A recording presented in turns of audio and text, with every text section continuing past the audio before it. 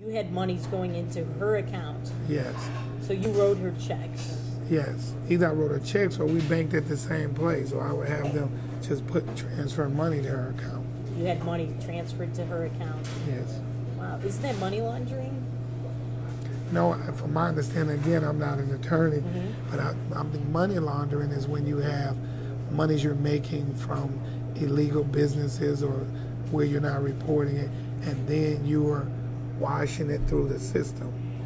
So I don't think it's money laundering. And she said the FBI didn't charge her.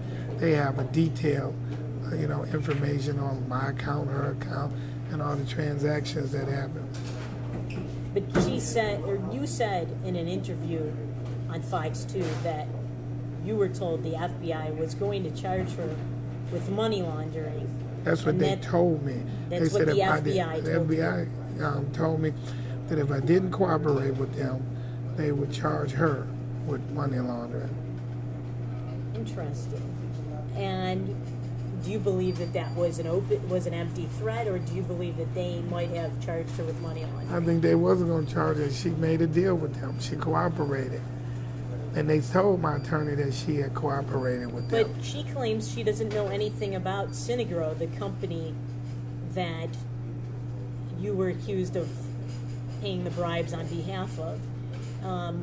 She claims she didn't know anything about it. So if she didn't know anything about it, what would there be to deal? How could she make a deal with them? Because I think it was the transactions of the monies, not from Synagro, but just over the last 2 or 3 years of monies coming in and out of her account. But did she know nothing about Synagro?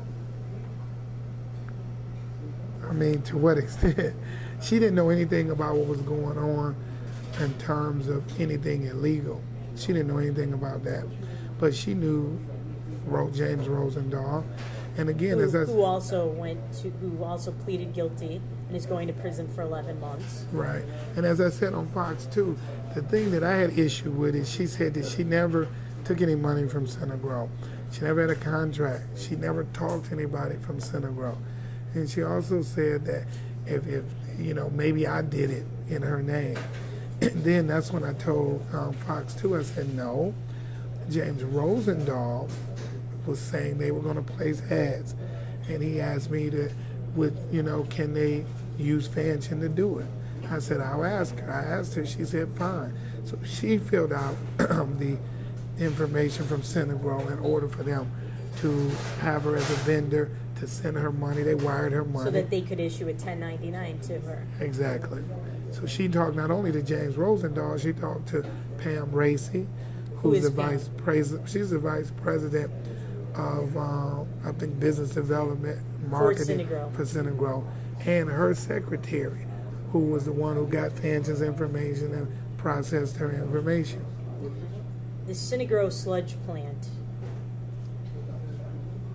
how much did you stand to make from that if it had gone through? And you I don't have that information with me, but I was a consultant and I was a contractor. So they were paying me as a contractor, and they were paying me to provide services for the contract. How much money do you think Fanchon Stinger received from Synagro, whether or not it was to place ads? I think it was the first monies they sent. I think she got monies twice. I'm not sure. I think the first time it was either 10 or 12,000, and the second time I think it may have been 8,000. And how much of that was she allowed to keep? Whatever was the difference between what the ads cost and what they sent. And you've said before in other interviews that she placed ads in the Michigan Citizen. She placed ads in the Michigan Citizen, and she paid Adolph Mongo, who's a prominent Detroit political consultant. Yes.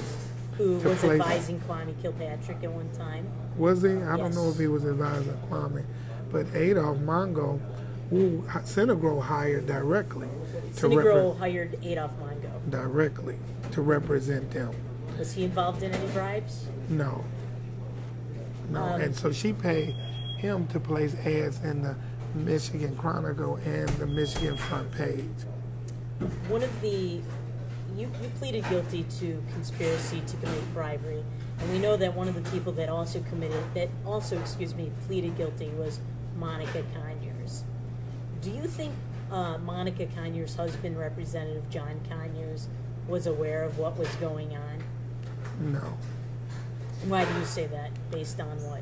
Because he was in, from my understanding, he was in D.C. in session. But I mean, but I don't know. I wouldn't imagine. I never saw him around. I don't think he got involved with what was happening here locally at all. So not to my recollection.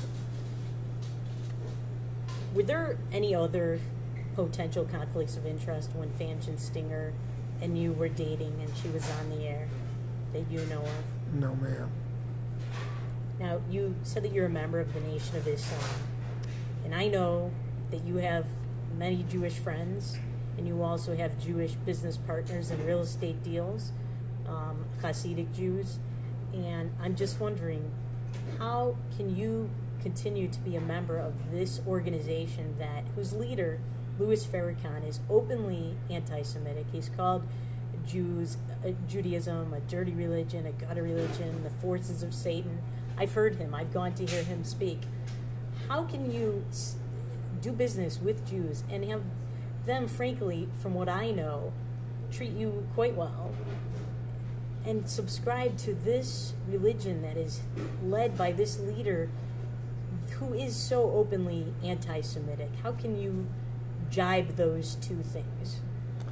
If you hear the questions that was asked to Minister Farrakhan on Phil Donahue specifically, and even a lot of talk shows, Hannity and Combs, and everywhere that the minister has appeared, he's always said, I'm not anti-Semitic, and he said, I didn't call Judaism a gutter religion.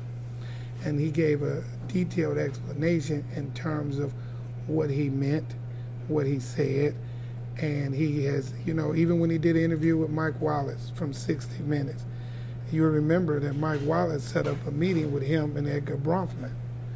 And they met and they addressed a lot of the issues and the dialogue and some of the things, accusations that they had against him.